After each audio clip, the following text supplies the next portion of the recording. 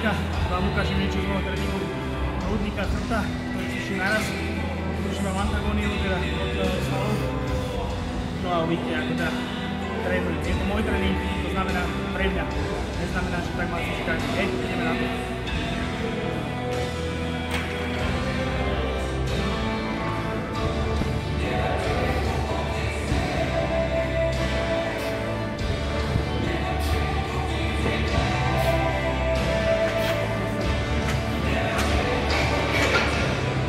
Ako som mohol vidieť, najprv som išiel šípne tlaky a teraz poviem príťahy na tejto mašinke.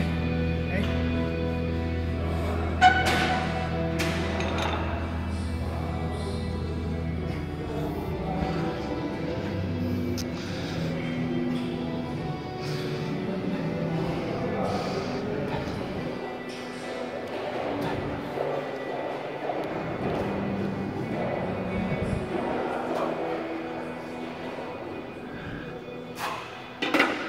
Takže to bola taká prvá kombinácia. Ďalšia kombinácia je guillotine press, náprsia a sťahovanie klátky na chrbát.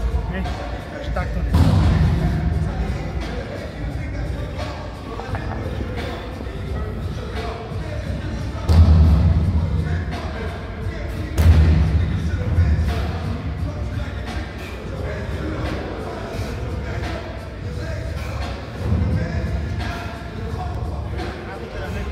Skladkou. Takže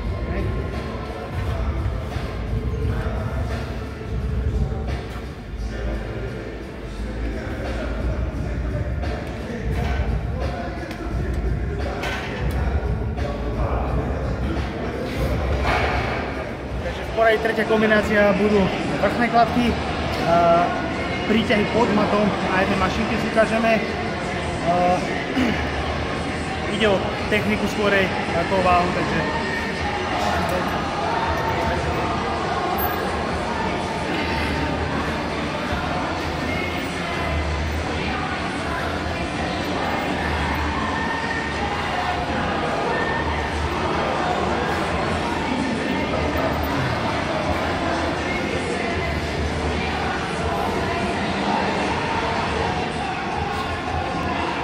ako som povedal, potom nasledujeme vlastne príťahy pod matom. Zase dôležitá je práca s lopatkami.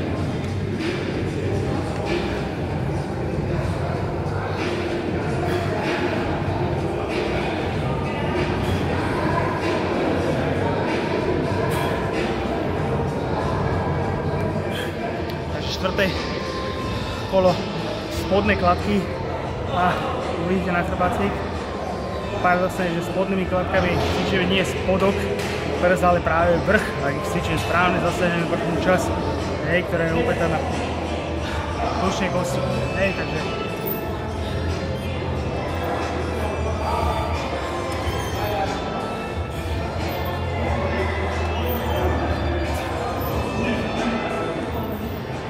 hneď za tým pokračujeme týmto cvikom na chrbát.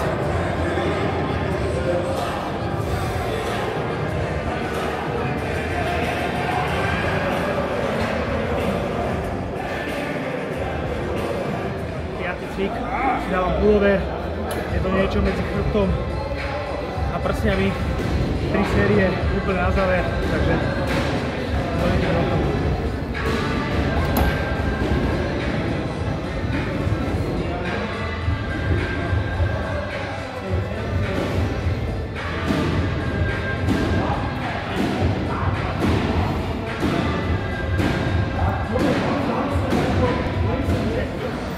Je ukážku z môjho tréningu. Nemôžeš to vytrhávať z kontextu, hej. Je to jeden tréning môjho tréningového plánu, ktorý je založený na skúsenostiach a na tom, že som sa odniekal niekam posunúť, hej. Je to len ukážka, jak vyzerá celý môj tréning. Trval do hodiny, respektíve keby som netočil video a nekecal to pri tom, tak za 50 minút 490 kalórií, hej. Potom samozrejme nejaké kalórie na regeneráciu. Priemerný tep 127, hej? Takže nebola to sranda. Ale čo ti chcem povedať? Je to len časť programu. Zameraj sa na to, aby si progresívne navyšoval váhu, aby si mal systém, aby tréning mal hlavu a petu, hej? A aby ťa bavil. Buď konštantný a dodržný